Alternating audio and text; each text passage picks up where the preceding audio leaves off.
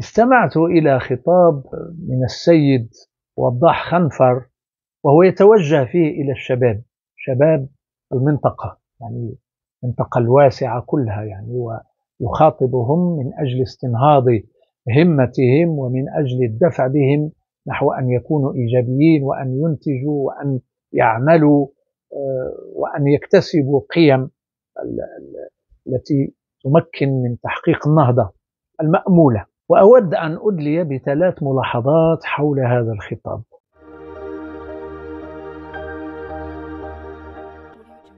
أولا، عندما نتوجه إلى الشباب ينبغي أن نتوجه لهم في إطار أوطان محددة، وليس في إطار كيانات رمزية هلامية غير واضحة المعالم وغير موجودة واقعيا. قضينا وقت طويل أضعناه ونحن نتحدث في المغرب عن وطن عربي ممتد من المحيط إلى الخليج، ولم ننتج بهذا الخطاب أي شيء، كما لم نحقق الديمقراطية الوطنية مغربيا. إلى الآن لم نرسخ ديمقراطيتنا كمغاربة، لأننا أضعنا الكثير من الوقت في الأوهام. بعد القومية العربية جاء الإسلام السياسي الإخواني الذي دعمته قطر وقناة الجزيرة اللي كان فيها السيد وضاح، والتيار السلفي الوهابي، وأضاعوا علينا 30 سنة أخرى ذهبت هباء حول الأمة والخلافة والشريعة والصحوة المباركة، وأشياء انتهت كلها إلى فراغ، بمعنى تجربة الفراغ والغبار كما عبر أحد اليساريين المغاربة. الديمقراطية لا يمكن بناؤها إلا في أوطان محددة، في المغرب، في الجزائر، في مصر، في تونس. يمكن لكل بلد أن يبني ديمقراطيته المتميزة، لكن الأوهام الفوق وطنية لا تنتج أي شيء على الإطلاق، بل هي أفخاخ معرفية منصوبة للناس يقعون فيها فيصبحون غاية في السلبية. ولهذا السيد وضاح خنفر إلى من يتوجه تحديدا؟ أي شباب؟ عن أي شباب يتحدث؟ هل يخاطب شباب بأنهم عرب؟ هل يخاطب شباب بأنهم مسلمون في العالم كله؟ غير ممكن، لأن لكل بلد سياق تاريخي وخصوصية. وعندما يقدم قضية قومية على أنها يمكن أن تكون أساس نهضة للشباب، هذا خطأ فادح. الشباب لا يمكن أن ينهض في وعيه إلا بوعي مواطن في إطار دولة وطنية وانطلاقا من واقع محدد. ولهذا أفضل أن أخاطب الشباب على أنهم موجودون في دول وبلدان، وأن عليهم أن يعملوا على إنجاح الديمقراطية ومسلسل التحديث، ليس المادي والتقني فقط، بل الفكري والقيمي أيضا في بلدانهم. هكذا يمكن للشاب المصري أن يفهم بأن مصر لا يليق بها أن تكون في الوضعية الراهنة بعد أن كانت بلد حضارة ما بين 5000 و7000 عام. لا يليق. فذلك الشعور بالاعتزاز بالانتماء لمصر هو الذي سيجعل الشاب المصري ينهض من بلده، ويمكن له أن تكون له طموحات للتضامن حتى مع العالم. ولكن إذا لم ينجح في بلده لن ينجح مع أي طرف آخر، لا قومي ولا إسلامي ولا كوني. نفس الشيء عن الشباب في المغرب أو تونس أو العراق. إذن بالنسبة لي لا ينبغي أن نخاطب الشباب انطلاقا من هويات فوق وطنية رمزية لا وجود لها في الواقع، لأن هذا يؤدي بهم إلى الفشل، لأننا نبيع لهم الأوهام. والسيد وضاح خنفر في خطابه يبيع الكثير من الأوهام. وقناة الجزيرة أيضا لسنوات ما يقرب من ربع قرن وهي تبيع الكثير من الأوهام، ولم تؤدي إلا إلى الفتن والخراب في كثير من البلدان. يعني رأينا نشاط هذه القناة في تونس وما أدت إليه إلى الآن. الإخوان المسلمون في السجن الآن، وشخص ينصب نفسه على أنه أنا ربكم الأعلى في تونس، وبن علي هرب، وقناة الجزيرة تنشر بن علي هرب هرمنا في انتظار هذه اللحظة التاريخية.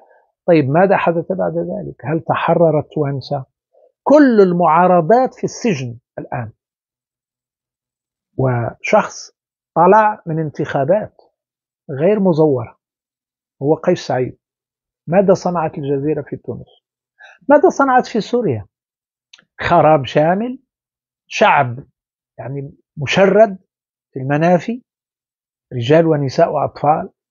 وفي النهاية يأتي شخص كان عسكري ويعني اعتدى على كثير من الناس يعني باسم تنظيمات تعرفونها كلها، كان منخرط فيها، والآن هو موجود في على رأس السلطة الانتقالية، وسيوقع اتفاقيات مع عديد من الدول التي كان يعتبرها أنها هي العدو، ويسعى لإرضاء كل الأطراف التي كان يزعم أنه خلال 14 سنة أنه كان يحاربها.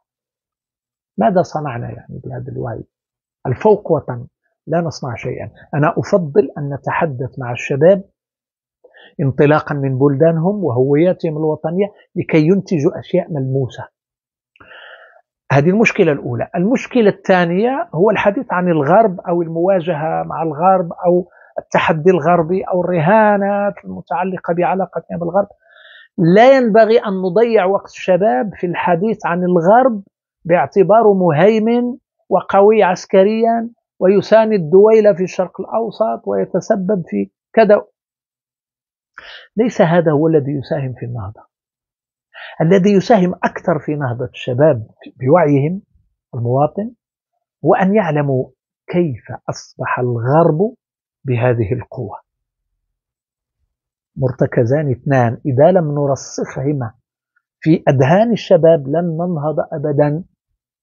نهض الغرب بالعقلانية العلمية التي أنتجت ثورات عظمى في العلوم. إذا لم يفهم الشباب هذا سيظلون خرافيين مشعوذين يتبعون المشعوذين، وهذا لن ينتج أي شيء. لدينا شباب كثير ضحية خرافة ولا يريد يعني أسوأ شيء يرفضه وينفر منه في نظره هو أن ندعوه إلى استعمال عقله أو إلى فهم العلوم أو النظريات العلمية. ينفر من ذلك لأنه قيل له إن الغرب سيء، وبما أنه يعرف أن الغرب هو منتج تلك النظريات ينفر منها وينفر من العلم ويعود إلى التفسيرات الخرافية. وأنا أرى الشباب كيف يفسرون ظاهرة الخسوف. يعني هؤلاء هم الشباب لهم شعور بالانتماء إلى الأمة الإسلامية، شيء عظيم، ولكنهم يرفضون أن يتم تفسير ظاهرة الخسوف تفسيرا علميا، ويعمدون إلى التفسيرات الخرافية لأن هذا هو التراث الذي ينبغي أن يعتزوا به. لا يا سيدي، عندما نخاطب الشباب علينا أن نخاطبهم على أن الغرب مستويان. هناك الغرب الذي استعمرنا وانتصر علينا بسبب قوته العسكرية وغطرسته وأنانيته، نعم، ولكن علينا أن نقول لهم القيم الكونية الكبرى التي اعتمدها الغرب في العلاقة بين الدولة والمجتمع في الغرب قيم نريدها في بلداننا، وليس أن ننفر الناس من القيم العظمى التي نهض بها الغرب لأن الغرب استعمرنا ولأنه يساند الدول في الشرق الأوسط ولأنه كذا. ينبغي التمييز، وإلا إذا لم نميز بين الغرب المستعمر وغرب العلوم والقيم وحقوق الإنسان فعلينا أن لا نميز أبدا بين التنظيمات المسلحة التي تمارس كل الأشياء الخطيرة جدا وغير مقبولة وبين الإسلام. إذا لم نميز بين الغرب والقيم الكونية، يعني بين السلوك الغربي العسكري أو السياسي سياسته الخارجية وبين القيم العليا، فعلينا أن لا نميز بين الإسلام وبين من يستعمله أسوأ استعمال. وقد رأيتم الكوارث التي حدثت لا في العراق ولا في سوريا ولا في اليمن ولا في ليبيا وغيرها، رأيتم كل هذا. ولكن لا ينبغي أن نكيل بمكيالين. عندما نتحدث عن الغرب نربط غطرسته بالقيم لكي نهدم القيم ويرفضها شبابنا، وهي مبتغانا التي نريد بها بناء أوطان ديمقراطية لا غنى عنها كقيم كونية. وفي نفس الوقت نميز بين الإسلام الرفيع وبين ما يفعله به بعض الناس. لا يا سيدي، إذا خلطنا في الغرب نخلط في الإسلام أيضا. المسألة الثالثة وأختم، هو أنه تحدث عن التفاهة. السيد وضاح خنفر نصح الشباب ألا يكونوا تافهين ولا يتبعوا التفاهة. طيب، التراث الذي تتحدث عنه والهوية الأصيلة التي تتحدث عنها أليس فيها تفاهة؟ عندما نقرأ البخاري أليس مليئا بالتفاهات؟ أن يعتبر النبي أنه يطوف على نسائه في ليلة واحدة وله قوة 40 رجلا، قوة جنسية، أليس هذا من التفاهة؟ ما قيمة أن نعرف بأن نبي له قوة 40 رجلا في النكاح؟ هل هذا كلام ينسب إلى الأنبياء؟ التراث مليء بالتفاهة، وعلينا أن نقول للشباب احذروا، التراث فيه الغط والسمين أيضا كما في الغرب تماما. والسيد وضاح خنفر كان ينبغي أن يكون واضحا، لأن الناس عندما تقول لهم لنا أصالة وهوية أصيلة دون أن تقول لهم فيها الغط والسمين سيقبلون على كل شيء، وهذا خطير جدا. ما زال اغتصاب الطفلات الآن يتم في منطقتنا باسم نكاح الصغيرة اللي يوجد في الفقه الإسلامي وموجود في البخاري، أن النبي تزوج عائشة في سن 6 سنوات، طفلة. هل أولا لا يهمني هل هذا صحيح أم لا، ولكن يهمني أن نقدم نبيا من خلال خبر كهذا، وهذا لا يليق أن ننسبه إلى نبي، خاصة أنها أخبار ملفقة بعد 200 سنة من وفاته. ماذا سيخسر السيد وضاح خنفر إذا قال هناك الغط والسمين في الغرب وهناك الغط والسمين في تراثنا أيضا؟ إذا أردنا للشباب أن يكبر وأن ينهض بوعي مواطن ينتمي إلى عصرنا.